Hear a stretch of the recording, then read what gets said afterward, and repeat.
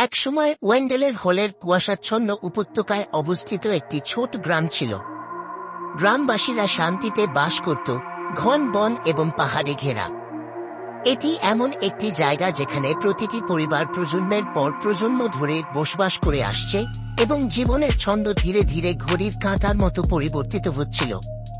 শহরের মানুষ তাদের সরল জীবনযাপনে সন্তুষ্ট ছিল, যুগ যুগ ধরে চলে আসা ঐতিহ্যের সাথে আবদ্ধ ছিল। কিন্তু ওয়েন্ডেলের হলের শান্তিপূর্ণ আবরণের নিচে একটি অন্ধকার রহস্য বিকশিত হয়েছিল। শতাব্দীর পর শতাব্দী ধরে আয়না সম্পর্কে ফিসফিসানি ছিল। প্রতিটি বাড়িতে, প্রতিটি গোলাঘরে, প্রতিটি দোকানে ঝুলন্ত পুরানো সোনালী আয়না। তারা অলংকৃত এবং সুন্দর ছিল, অদ্ভুত ঝলমলে উপায়ে আলো প্রতিফলিত করত, কিন্তু তারা কেবল সাজসজ্জা ছিল না, তারা অভিশপ্ত ছিল। আয়নার কিংবদন্তি গ্রামের মতোই পুরানো ছিল। বলা হতো যে তারা কেবল আপনার প্রতিফলনই নয়, আপনার আত্মাকেও দেখাতে পারে। তবে সমস্যা ছিল যে তোমার আত্মা সবসময় তুমি যা দেখতে চাও তা ছিল না। আয়নাগুলো তৈরি করেছিল সাইমন নামে এক বিস্মৃত কারিগর, যিনি একসময় ওয়েন্ডেলের হলুতে থাকতেন। সাইমন নামে একজন ব্যক্তি। তিনি ছিলেন একজন নির্জন, অদ্ভুত দক্ষতার শিল্পী, কিন্তু গভীর দুঃখেরও পাত্র। সাইমন তার পরিবারকে এক মর্মান্তিক দুর্ঘটনায় হারিয়েছিলেন। আগুনে তার বাড়ি এবং তার প্রিয় সবকিছু গ্রাস করে। তার সুখে সে তাদের অমর করে রাখার, তাদের সারাংশ ধারণ করার উপায় খুঁজছিল। এবং তাই সে আয়না তৈরি করেছিল।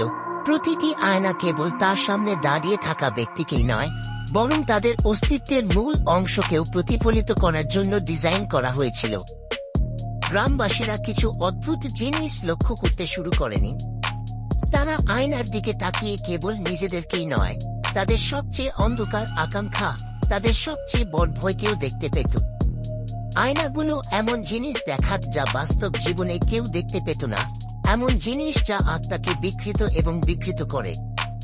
প্রথমে গ্রামবাসীরা মুগ্ধ হয়েছিল। আয়নার তাদের অভ্যন্তরীণ জীবনের গভীরতা ধারণ করার ক্ষমতা দেখে তারা অবাক হয়েছিল।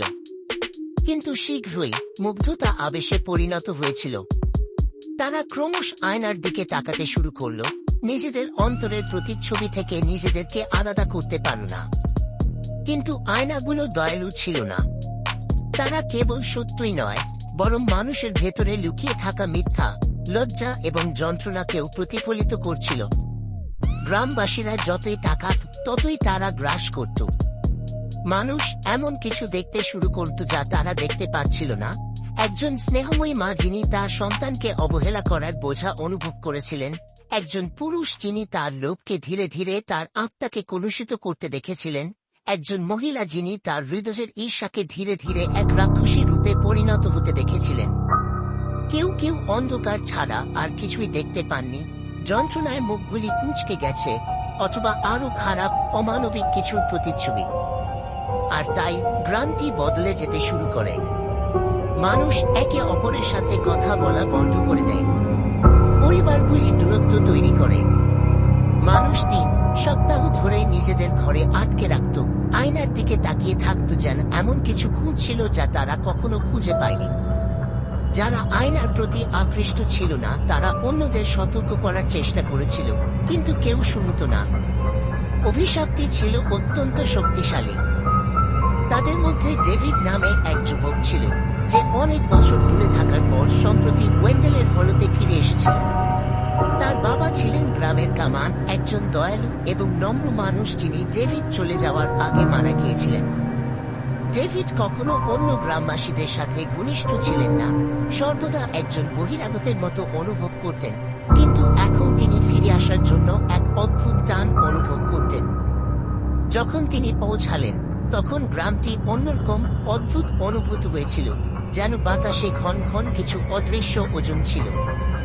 ডেভিডের আয়নাগুলি লক্ষ্য করতে বেশি সময় লাগেনি। সেগুলি সর্বত্র ছিল। দোকানদার, কৃষক, এমনকি শিশুরা সকলেই এগুলি পেয়েছিল এবং তারা সকলেই ঘন্টার পর ঘন্টা তাদের দিকে তাকিয়েছিল। একসময় ব্যস্ত গ্রামের চত্বরটি ভয়ঙ্করভাবে নীরব ছিল, তাদের প্রতিচ্ছবিতে হারিয়ে যাওয়া মানুষের মৃদু গুঞ্জন ছাড়া। আয়নাগুলি ম্লান আলোতেও এক অস্থির আলো ফেলেছিল এবং ডেভিড তাদের চারপাশের নিপীড়ক শক্তি অনুভব করতে পারত। অবশেষে ডেভিডের কৌতূহল তার উপর এসে পড়ে। সে আয়নার কিংবদন্তি সম্পর্কে জানত, কিন্তু সে গল্পগুলিতে বিশ্বাস করেনি। সে ভেবেছিল এটি সবই কুসংস্কার, বাচ্চাদের ভয় দেখানোর মতো কিছু।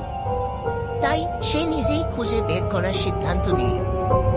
সে গ্রামের প্রবীণ মিসেস উইনফ্রের পুরনো কুটিরে প্রবেশ করল, যিনি ওয়েন্ডেলস হলতে অন্যদের চেয়ে বেশি দিন বেঁচে ছিলেন। তার কুটিরটি আয়না দিয়ে পূর্ণ ছিল, বড়, ছোট, ফাটা এবং পালিশ করা। সবাই সৈন্যদের মতো সারিবদ্ধভাবে দাঁড়িয়েছিল, যেন তাদের পালার জন্য অপেক্ষা করছে। মিসেস উইনফ্রে তার দোলনা চেয়ারে বসেছিলেন, তার চোখ ঝাপসা হয়ে ঘরের মাঝখানে থাকা সবচেয়ে বড় আয়নার দিকে তাকিয়েছিলেন। তিনি ডেভিডের উপস্থিতি স্বীকার করতেই পারছিলেন না।